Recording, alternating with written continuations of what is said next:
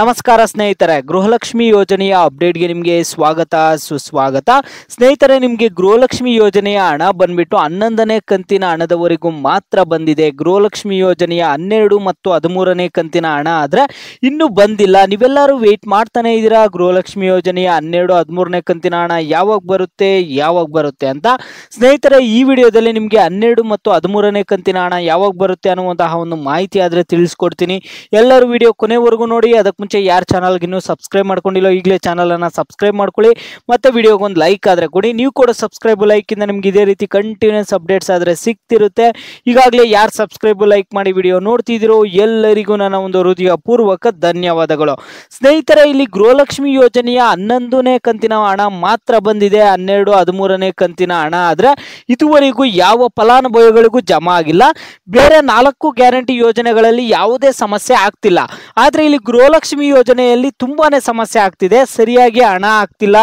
ಪ್ರತಿ ತಿಂಗಳು ಸರಿಯಾಗಿ ಹಣ ಆದ್ರೆ ಕೊಡ್ತಿಲ್ಲ. ಹಣ ಕೊಡ್ತಿದ್ದಾರೆ, ಯಾವಾಗ ಕೊಡ್ತಿದ್ದಾರೆ, ಯಾವಾಗೋ ಅವ್ರ ಹತ್ರ ಅವ್ರಿಗೆ ಇಷ್ಟ ಬಂದಾಗ ಹಣ ಆದ್ರೆ ಕೊಡ್ತಿದ್ದಾರೆ. ಸರಿಯಾಗಿ ಪ್ರತಿ ತಿಂಗಳು ಹಣ ಆದ್ರೆ ಕೊಡ್ತಿಲ್ಲ. ಸ್ನೇಹಿತರೆ, ಇಲ್ಲಿ ಗೃಹಲಕ್ಷ್ಮಿಯರಿಗೆ ಸದ್ದಿಲ್ಲದೆ IT ಶಾಕ್ ರಾಜ್ಯದಲ್ಲಿ ಬರೋಬ್ಬರಿ 2 ಲಕ್ಷ ಮಹಿಳೆಯರಿಗೆ ಯೋಜನೆ ಆದ್ರೆ ಕ್ಯಾನ್ಸಲ್ ಮಾಡಿದಾರಂತೆ.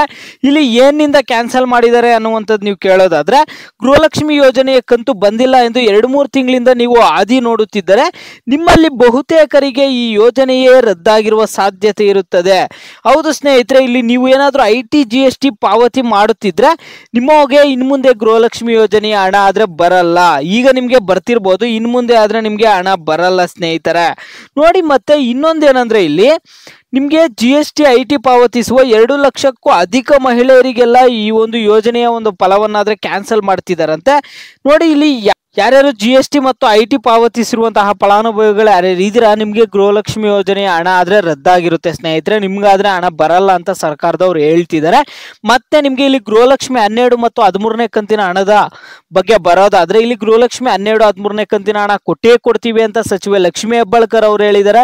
ಇನ್ನೊಂದು ಕಡೆ CM ಸಿದ್ದರಾಮಯ್ಯ ಅವರು ಇವತ್ತು ಕೂಡ ಹೇಳಿದ್ದಾರೆ, ನಾವು ಯಾವುದೇ ಗ್ಯಾರಂಟಿ ಯೋಜನೆಗಳನ್ನ ರದ್ದು ಮಾಡಲ್ಲ, ಎಲ್ಲಾ ಗ್ಯಾರಂಟಿ ಯೋಜನೆಗಳನ್ನ ಮುಂದುವರಿಸ್ತೀವಿ ಅಂತ ಇಲ್ಲಿ CM ಸಿದ್ದರಾಮಯ್ಯ ಅವರು ಸ್ವತಃ ಅವರೇ ಹೇಳಿದ್ದಾರೆ ಸ್ನೇಹಿತರೆ. ಹಾಗಾದ್ರೆ ನೀವು ಕೇಳ್ಬೋದು, ಬರುತ್ತೆ ಅಂತೀರಾ, ಹಾಗಾದ್ರೆ ಯಾವಾಗ ಬರುತ್ತೆ? ಗೌರಿ ಗಣೇಶ ಹಬ್ಬ ಹೋಯ್ತು, ಇನ್ನೂ ಹಣ ಬರ್ಲಿಲ್ಲ ಅಂತ ನೀವು ಕೇಳೋದಾದ್ರೆ ಸ್ನೇಹಿತರೆ, ಇಲ್ಲಿ ಲಕ್ಷ್ಮೀ ಹೆಬ್ಬಾಳ್ಕರ್ ಅವರು CM ಸಿದ್ದರಾಮಯ್ಯ ಅವರನ್ನ ರಿಕ್ವೆಸ್ಟ್ ಮಾಡಿದಾರಂತೆ.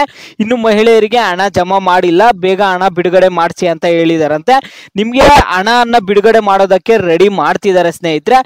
ಈ ತಿಂಗಳ ಎಂಡ್ ಒಳಗಡೆ ನಿಮಗೆ ಗೃಹಲಕ್ಷ್ಮಿ ಯೋಜನೆಯ ಹಣ ಆದ್ರೆ ಬರುವಂತಹ ಸಾಧ್ಯತೆ ಇದೆ.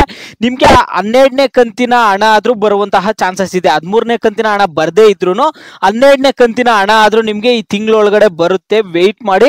ಈಗ 13ನೇ ಕಂತಂದ್ರೆ ಮತ್ತೆ ಪೋಸ್ಟ್ಪೋನ್ ಮಾಡ್ಕೊಂಡು ಹೋದ್ರೂ ಹೋಗ್ಬೋದು, ಇಲ್ಲ ಒಟ್ಟಿಗೆ ಹಣನು ಜಮಾ ಮಾಡ್ಬೋದು. ಈಗಾಗಲೇ ನಾವು ಪ್ರೋಸೆಸ್ ಸ್ಟಾರ್ಟ್ ಮಾಡ್ತಾ ಇದೀವಿ ಅಂತ ಲಕ್ಷ್ಮೀ ಹೆಬ್ಬಾಳ್ಕರ್ ಅವ್ರು ಹೇಳಿದ್ದಾರೆ.